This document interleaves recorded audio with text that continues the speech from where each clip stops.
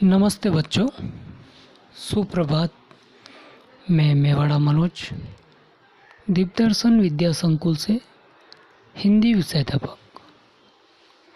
आज हम पढ़ेंगे हिंदी साहित्य कक्षा 7 वसंत भाग 2 पाठ 7 पापा खो गए। यह पाठ एक नाटक है जो विजय तेंदुलकर जी ने लिखा है। तो हम पढ़ रहे हैं पाठ 7 पापा खो गए। यह एक नाटक है और इस नाटक के मुख्य पात्र जो है बिजली का खंभा, पेड़, लेटर बॉक्स, कौवा, नाचने वाली लड़की और आदमी, ये इस नाटक के पात्र हैं। और इस नाटक के पहले वाले भाग को हमने पहले वाले वीडियो में पढ़ा है और अब हम आगे का अध्ययन इस वीडियो के दौरान करेंगे। हमने नाटक के पहले वाले भाग में हमने पढ़ा था कि हमारे नाटक के पात्र बिजली का खंभा, पेड़, लेटर बॉक्स आपस में बातचीत कर रहे हैं और अपना अपना दुखड़ा सुना रहे हैं। इसी बीच एक कौवा जो है वो भी उनकी बातें सुन करके उठ जाता है और कहता है, मेरी नींद खराब किसने की और जरा भर भी मुझे सोने नहीं देते हैं। अब उसके आगे का हम इस वीडियो के दौरान अध्ययन कर रहे हैं। तो अब लेटर बॉक्स कह रहा है, हूँ मीठी आवाज़ में नहीं गाए तो क्या इस कोए जैसी कर्कश काँव काँव करे। कहता है जरा भर भी चैन नहीं। पेट में हाथ डालकर एक पत्र निकालता है। लेटर बॉक्स अपने पेट में हाथ डालता है और एक पत्र निकालता है और धीरे से जीभ को लगाकर खोलता है।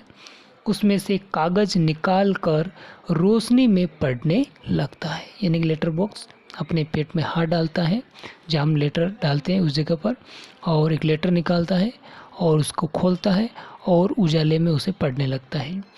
यह किसकी चिट्ठी आकर पड़ी है हेडमास्टर। यह किसकी चिट्ठी आकर पड़ी है हेडमास्टर। ठीक क्या कहता है श्रीमान श्रीयुत गोविंद राव जी।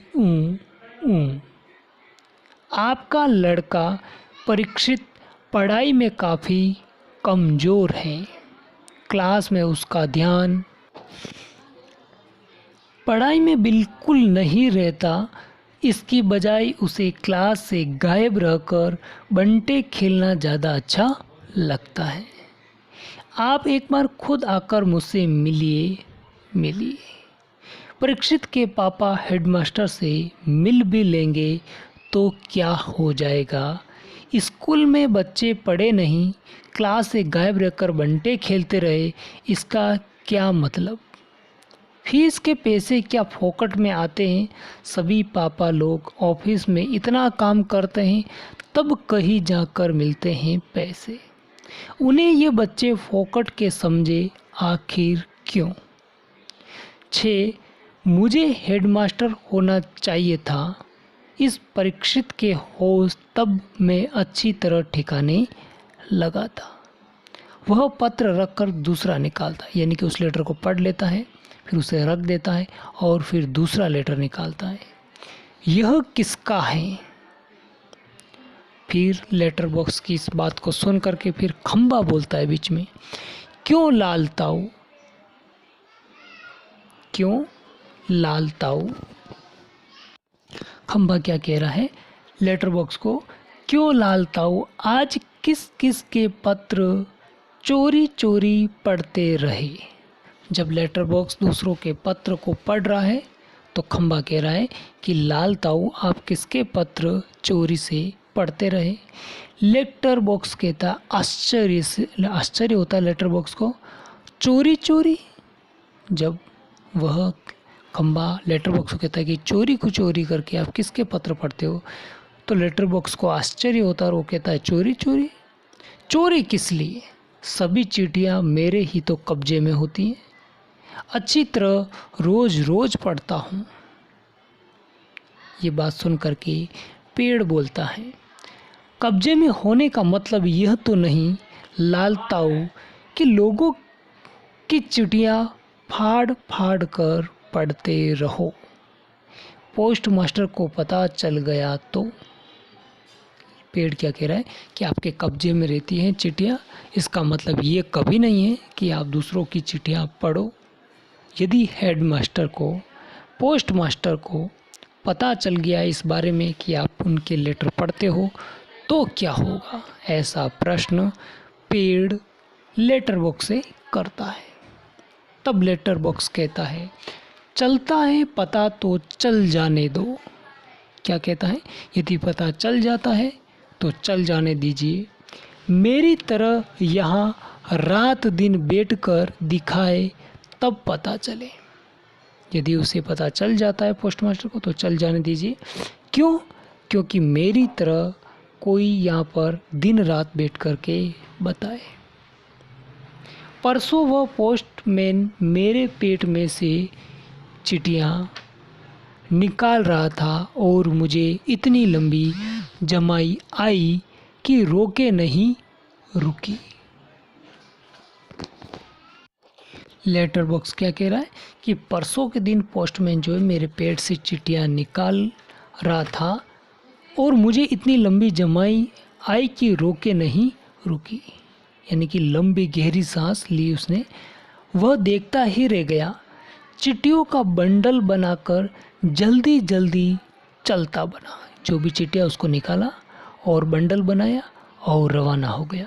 लेकिन यह लेटर बॉक्स इसे नहीं बोरियत होती एक जगह बैठे बैठे। मैं कहता हूँ 4 चिट्ठियाँ मन बहलाने के लिए पढ़ भी ली तो क्या हो गया, यानी कि मन बहलाने के लिए अगर मैं 4 चिट्ठियाँ पढ़ लेता हूँ तो क्या, अर्थात उसे कुछ फ़र्क नहीं पड़ना चाहिए, ऐसा लेटर बॉक्स कहता है।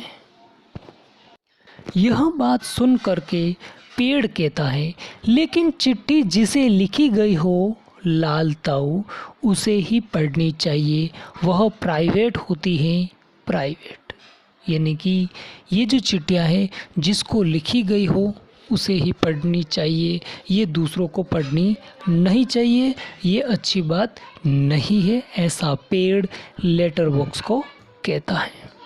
अब लेटर बॉक्स वापस कह रहा है पेड़ को, मैं कहाँ किसी की चिट्ठी पास रख लेता हूँ, यानी कि मैं किसी की भी चिट्ठी अपने पास नहीं रखता हूँ, जिसकी होती है उसे मिल ही जाती है।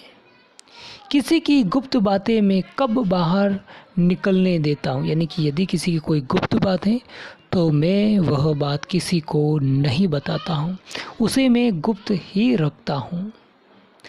वह मुझ तक ही रहती है, वो सिर्फ मैं ही जानता हूँ और मेरे तक ही रहती है, मैं किसी को बताता नहीं हूँ। इसलिए तो मुझे अपना बहुत महत्व लगता है और इसीलिए मुझे मेरा अपना महत्व बहुत अधिक लगता है, क्योंकि मैं सभी की चिट्ठियाँ रखता हूँ और उनके अंदर जो गुप्त बातें हैं वो भी मैं मेरे तक ही रखता हूँ, किसी को नहीं बताता हूँ। यह सब बात सुन करके पेड़ कहता है कोई आ रहा है लगता है। पेड़ क्या कहता है कि कोई आ रहा है लग रहा है, उसे ऐसी आहट होती है। सब चुप हो जाते हैं, पोस्टर पर बनी नाचने वाली का संतुलन फिर से बिगड़ता है, फिर पहले की तरह स्थिर और स्तब्ध हो जाती हैं। तेज हवा की बनबनाहट भिखारी जैसा एक आदमी आता है, उसके कंधे पर सोई हुई एक लड़की है, यानी कि एक आदमी आता है जो भिखारी जैसा लगता है और उसके कंधे पर एक लड़की सोई हुई होती है। अब इस नाटक का अगला भाग हम अगले वीडियो के दौरान पढ़ेंगे। धन्यवाद।